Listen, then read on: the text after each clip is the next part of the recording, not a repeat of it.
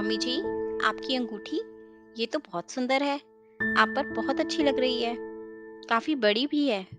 बहू निकिता ने सासू माँ सुषमा जी की तारीफ करते हुए कहा। तुम्हें पसंद है बहू? तो तुम पहन लो, सुषमा जी ने कहा। अरे नहीं मम्मी जी, आप निकालिए मत। आपकी अंगूठी है ही इतनी सुंदर। मैं तारीफ करने से अपने आप को रोक ही नहीं पाई। बहू की आंखों में अंगूठी उतरते हुए देखकर चमक आ गई। सुषमा जी ने अंगूठी निकालकर बहू के हाथ पर रख दी। थोड़े नानुकुर करने के बाद निकिता ने खुशी खुशी वो अंगूठी अपने हाथ में पहन ली। सुषमा जी ने सोचा, बहू को प्यार दूंगी तभी तो बहू मुझे माँ समझेगी। अब अक्सर ऐसा होने लगा। सुषमा जी कुछ भी पहनती, निकिता बहू ढेरों तारीफ करती। तब सुषमा जी उसे दे देती। एक दिन सुषमा जी की ननंद ने ये सब देखा तो बोला, भाभी आप अपनी बहू की आदत खराब ना कर देना। उसके पास गहनों की कोई कमी नहीं है। आखिर आपने शादी में बहुत चढ़ाए हैं और फिर अपने मायके से भी तो बहुत लाई है। तब भी आपकी बहू की आंखें बस आपके गहनों पे होती हैं। आप बहू को दो, मैं मना नहीं करती, पर ध्यान रखना, अति हर चीज की बुरी होती है। उसे गलत आदत मत लगाओ। बच्ची है, उसे पसंद आ गया तो मैंने दे दिया। कौन सा लेकर भाग जाएगी, रहना तो इसी घर में है, सुषमा जी ने बहू की तरफदारी करते हुए कहा। बात आई गई हो गई। एक दिन सुषमा जी को शादी में जाना था। उन्होंने लहंगा पहना और उस पर वो बड़े वाली अंगूठी पहनने का मन हुआ तो बहू निकिता से मांगने गई।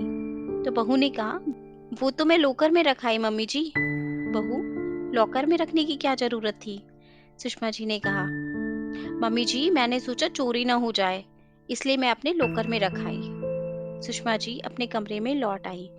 दूसरे दिन फिर रिश्तेदारी में जाने के लिए तैयार हुई तो बहू से वो सोने वाली पायल मांगने गई जो बहू एक दिन उनसे मांग कर ले गई थी। पर बहू ने उसे भी लॉकर में रख दिया था।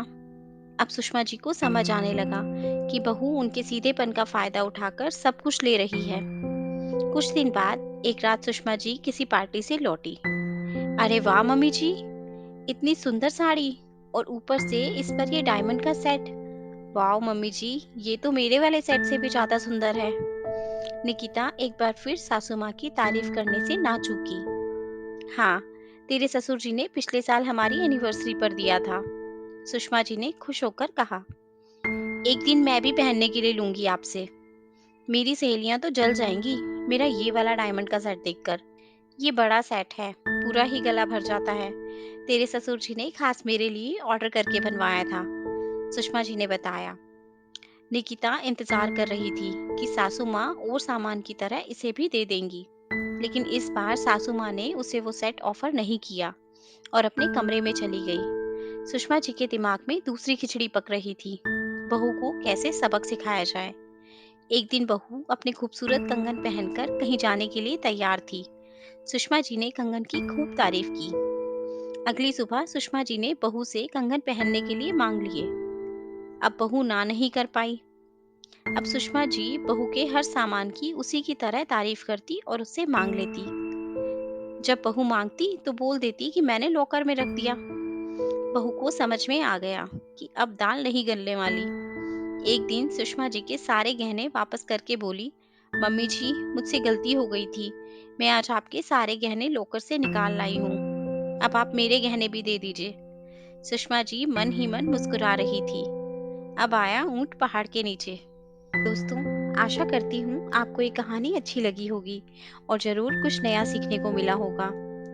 आपका एक लाइक, शेयर और सब्सक्राइब हमें ऐसी ही और वीडियोस बनाने के लिए मोटिवेट करता है। इसलिए अगर अभी तक आपने हमारा चैनल सब्सक्राइब नहीं किया तो प्लीज़ आप हमारे चैनल को सब्सक्राइब करें। आपसे कल फिर मुलाकात होगी एक नई कहानी के साथ। धन्यवाद।